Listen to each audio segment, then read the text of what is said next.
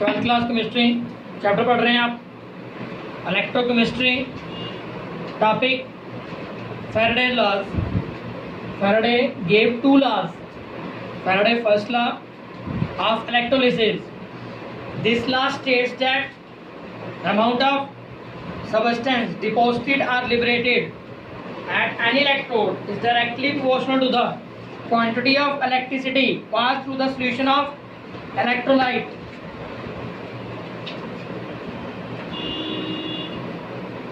देखिए बच्चे यहाँ पे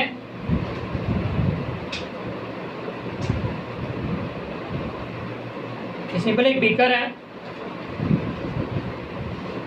बीकर में क्या पड़ा हुआ है? इलेक्ट्रोलाइट। एक तरफ क्या एनोड है, एक तरफ क्या है? कैथोड। एक तरफ एनोड है, एक तरफ कैथोड है। इसको हमने कनेक्ट कर दिया बैटरी या सेल के साथ। एनोड के ऊपर क्या होता है? Oxidation loss. कैथोड के ऊपर क्या होता है? Reduction gain. एनोड में जो भी मटेरियल होगा वो आयंस बन के कहाँ जाएगा? सॉल्यूशन में। और सॉल्यूशन में जो आयंस होंगे वो कैथोड के ऊपर क्या होना शुरू हो जाएंगे? डिपॉजिट। तो पढ़ा ना इलेक्ट्रोलिसिस, इलेक्ट्रोलाइटिक रिफाइनिंग पढ़ा 10th में। जो इम्प्योर रॉड होती थी कापर की, उसको हम क्या बनाते थे? एनोड। और प्योर मेटल की वही थिन रॉड लेते थे, उसको क्या बनाते थे? कैथोड।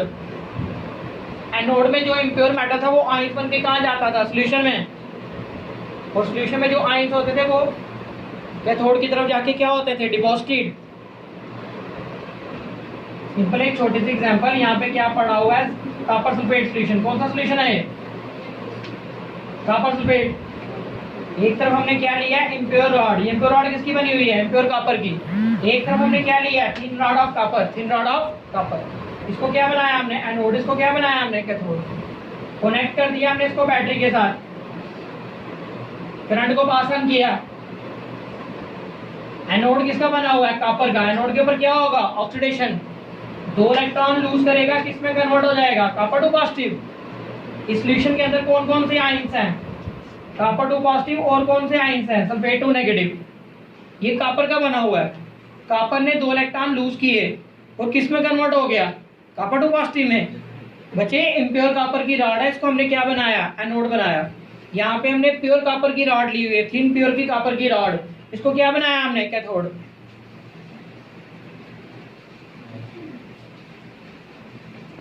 इसको क्या बनाया हमने? कैथोड। एनोड के ऊपर क्या होता है? ऑक्सीडेशन। कैथोड के ऊपर क्या होता है? रिडक्शन। तो यहाँ पे कॉपर 2 इलेक्ट्रॉन लूज करेगा और किसमें कन्वर्ट हो जाएगा? Copper two positive. और कॉपर टू पॉजिटिव आयन बन के कहाँ चला जाएगा? सॉल्यूशन में चला जाएगा। कॉपर टू पॉजिटिव आयन बन के कहाँ चला गया? सॉल्यूशन। तो लॉस हो रहा है ना, यहाँ पे मास लिबरेट हो रहा है ना आहिस्ता आहिस्ता। कैथोड की बात करिए, कैथोड में क्या होगा? यहाँ पे सॉल्यूशन में ऑलरेडी जो कॉपर टू पॉजिटिव आयंस थे, यहाँ पे सॉल्यूशन में ऑलरेडी जो कॉपर टू पॉजिटिव आयंस थे, वो copper two positive ion 2 electron gain करेंगे। कौन से 2 इलेक्ट्रॉन? जो एनोड ने लूज किए हैं। और किस में कन्वर्ट हो जाएंगे? कॉपर में। ये 2 इलेक्ट्रॉन गेन करके इधर चले जाएंगे और डिपॉजिट हो जाएंगे एज एन कॉपर। ये प्रोसेस चलता रहेगा। यहाँ पे क्या है? इम्प्योर रॉड, मतलब इम्प्योरिटीज भी है और कॉपर भी है। सारा कॉपर आयंस बन के सॉल्यूशन में चला जाएगा और सॉल्यूशन में जो आयंस होंगे वो सारे वहां जाके डिपॉजिट होने शुरू हो जाएंगे। तो लास्ट स्टेप में क्या होगा? यहाँ पे बहुत सारा कॉपर डिपॉजिट हो जाएगा, सारा का सारा। और यहाँ पे क्या बचेगा? Anode mud. क्या बच जाएगा यहाँ पे? Anode mud. जो इम्प्योरिटीज होगी वो सारी नीचे गिर जाएगी। कॉपर सारा फ्लो करता हुआ कैथोड की तरफ चला गया, इम्प्योरिटी सारी नीचे गिर गई। तो वहां से हम कॉपर को कलेक्ट कर लेंगे और जो कॉपर की ओरिजिनल रॉड है उसको वापस कर देंगे। मिल गया ना हमें कॉपर। इलेक्ट्रोप्लेटिंग बोलते हैं इसको, इलेक्ट्रोलाइटिक रिफाइनिंग बोलते हैं ना इसको, इलेक्ट्रोलाइटिक रिफाइनिंग। तो एनोड से मास क्या होता है? लिबरेट। कैथोड पे मास क्या होता है? डिपॉजिटेड। नहीं करना रिपीट। ये समझ आ गया? तो फैराडे ने अपने फर्स्ट लॉ में क्या कहा था? जो भी मास लिबरेट या गेन होता है वो किसके डायरेक्टली डिपेंड्स करता है? Charge flowing through it. W क्या रिप्रेजेंट कर रहा है? Mass of copper liberated from anode और mass of copper deposited on cathode. बच्चे जितना मास लिबरेट होगा उतना ही डिपॉजिट भी तो होना ना। जितना मास लिबरेट होगा उतना डिपॉजिट भी तो होगा ना वहां पे। जितना लिबरेट होगा उतना डिपॉजिट भी होगा। ये समझ आ गया? तो मास लिबरेटेड फ्रॉम एनोड और mass deposited on cathode directly proportional to the charge. Charge means current, charge means current, जितना ज्यादा आप करंट या चार्ज फ्लो करोगे उतना ज्यादा मास लिबरेट और डिपॉजिट होगा। प्रोपोर्शनलिटी के साइन को खत्म करिए, इक्वलिटी का साइन लगाइए तो क्या लगेगा z। प्रोपोर्शनलिटी के साइन को खत्म करके इक्वलिटी का साइन लगाइए तो क्या लगेगा z। ये z क्या रिप्रेजेंट कर रहा है, electrochemical equivalent, constant of proportionality. ये z क्या है, कांस्टेंट ऑफ प्रोपोर्शनलिटी, इसको बोलते क्या है, इलेक्ट्रोकेमिकल इक्विवेलेंट। क्या बोलते हैं इसको, इलेक्ट्रोकेमिकल इक्विवेलेंट। चार्ज की वैल्यू किसके इक्वल होती है, पता है आपको, करंट इनटू टाइम। चार्ज तो पता ना क्या होता है, करंट इनटू टाइम। इन्होंने करंट की जगह क्या लिखा हुआ है, सी क्या रिप्रेजेंट कर रहा है यहाँ पे, करंट। ऐसे तो हम करंट को आई से रिप्रेजेंट करते हैं, बट फैराडे ने करंट को किससे रिप्रेजेंट किया था, सी के साथ। तो चार्ज की वैल्यू किसके इक्वल होगी, सी इंटू टी। ये समझा के, सी इंटू टी। मेन क्वेश्चन में वैल्यू पुट करिए, डब्ल्यू की वैल्यू किसके इक्वल आ जाएगी, जेड इंटू सी इंटू टी। तो डब्ल्यू के लिए दो एक्सप्रेशन आ गए, एक क्यू एक सी इंटू टी। पूछना है था कुछ, क्लियर। स्पेशल केस, अगर हम करंट की वैल्यू पुट करते हैं, वन चार्ज की जगह 1 कूलम पुट करते हैं, तो डब्ल्यू की वैल्यू किसके इक्वल आ जाएगी, जेड के इक्वल। अगर हम करंट की वैल्यू पुट करते हैं 1 एम्पेयर, टाइम की वैल्यू पुट करते हैं 1 सेकेंड, तो डब्ल्यू की वैल्यू किसके इक्वल आ जाएगी, वो दोनों 1 होंगे, तो डब्ल्यू किसके इक्वल आएगा, जेड। ये समझ आ गया बच्चे।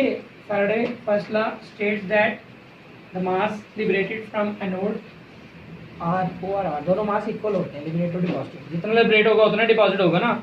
Are mass deposited on the cathode is directly proportional to the charge flowing through the electrolyte. Proportionality के साइन को खत्म करके इक्वलिटी का साइन लगाइए तो क्या लगेगा यहाँ पे, जेड। ये जेड क्या रिप्रेजेंट कर रहा है, constant of proportionality, constant of proportionality.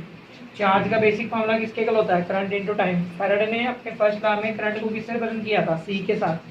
तो यहाँ पे क्या होगी, जगह क्या लिखेंगे, C into T. Special case, charge की वैल्यू पुट करिए 1 कूलम, तो डब्ल्यू किसके इक्वल आया, जेड के इक्वल। चार्ज की जगह 1 पुट किया ना हमने। सेकंड ऑप्शन, करंट की वैल्यू पुट करिए 1 एम्पेयर, टाइम की वैल्यू 1 सेकेंड। तो बात तो एक ही है ना, चार्ज 1 ही हुआ, तो डब्ल्यू किसके इक्वल आ गया, जेड के इक्वल। कोई डाउट। तो डब्ल्यू क्या रिप्रेजेंट कर रहा है, मास लिबरेटेड और डिपॉजिटेड। जेड क्या रिप्रेजेंट कर रहा है, इलेक्ट्रोकेमिकल इक्विवेलेंट। तो इलेक्ट्रोकेमिकल इक्विवेलेंट किसके इक्वल आया, electrochemical equivalent of substance may be defined as the mass of substance in gram deposit when a current of 1 ampere is passed for 1 second or 1 coulomb of electricity is passed through the solution of electrolyte। अच्छा, electrochemical equivalent किसके equal है, मास के equal. कब, जब charge कितना flow करोगे आप electrolyte में से, 1 कूलम, या करंट कितनी पास करोगे, 1 एम्पेयर, कितने टाइम के लिए, 1 सेकंड के लिए। उस टाइम पे जो मास लिबरेट या डिपॉजिट हुआ होगा उसको क्या नाम दिया जाएगा, इलेक्ट्रोकेमिकल। पूछना फैराडे के फर्स्ट लॉ में कुछ, क्लियर है फर्स्ट लॉ। अब हम पढ़ेंगे फैराडे का सेकेंड लॉ।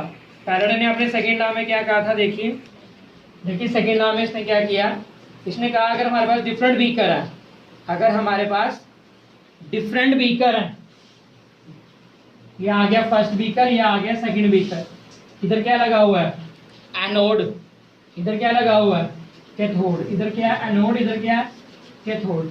इन दोनों बीकर्स को इंटरनली कनेक्ट करना है, इन दोनों को इंटरनली क्या करना है, कनेक्ट। इसको इंटरनली कनेक्ट कर दीजिए, उसको भी कनेक्ट करिए।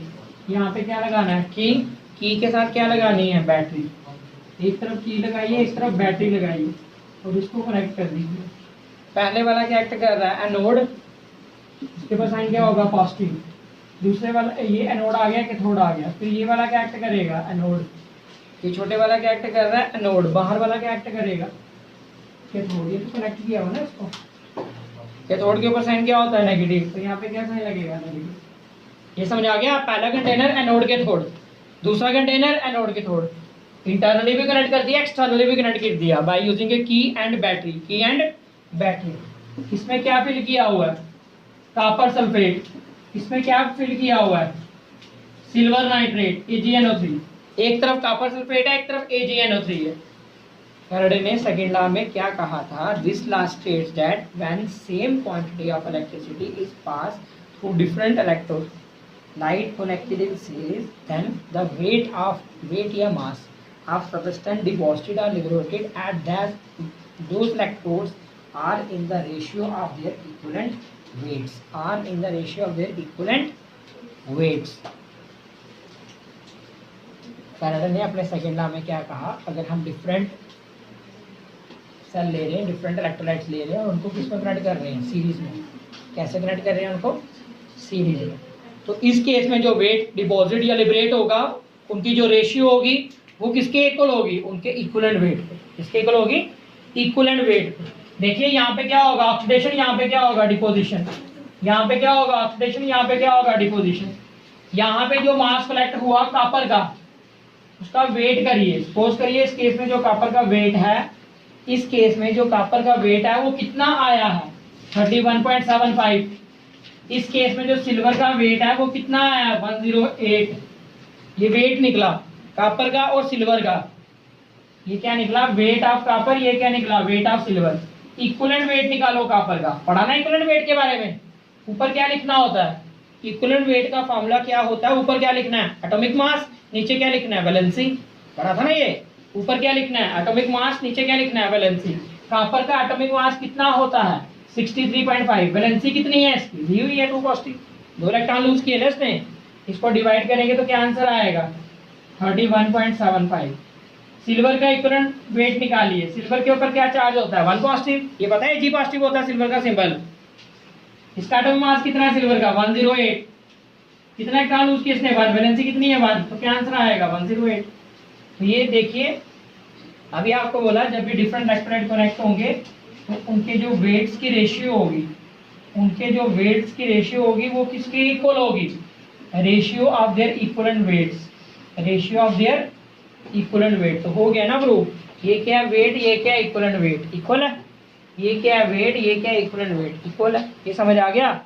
तो फिर से रिपीट कर रहा हूँ, Faraday second law states that when same quantity of electricity is passed through different electrolytes connected in series, then the weight of substance deposited or liberated at these electrodes are in the ratio of their equivalent weights. इन दोनों wait की जो ratio होगी वो किसके equal होगी, equivalent weights के equal होगी। In modern terms Faraday law may be stated as the moles of substance deposited or liberated is proportional to the number of moles of electrons involved in electrode reaction। समझ आ गया, number of electrons involved. The charge carried by 1 mole of electron is called 1 Faraday. 1 mole of electron के पास कितना charge होता है, 1 Faraday. और 1 Faraday की value पता ना कितनी होती है, 96500 कूलम। जैसे कॉपर 2 पॉजिटिव 2 इलेक्ट्रॉन्स को गेन कर रहा है, कैलकुलेशन ऑफ इलेक्ट्रिसिटी निकालनी है। 1 mole of copper is deposited bye 2 mole of electron. 1 mole of copper ने कितने इलेक्ट्रॉन्स लिए, तो मल्टीप्लाई किया। To deposit 1 gram equivalent of a substance at the electrode, the quantity of charge is needed 1 Faraday। 1 gram equivalent substance अगर deposit करना है तो कितनी इलेक्ट्रिसिटी चाहिए, 1 फैराडे। 1 फैराडे का मतलब क्या होता है, 96500। ये रिपीट करना फैराडे का सेकंड लॉ।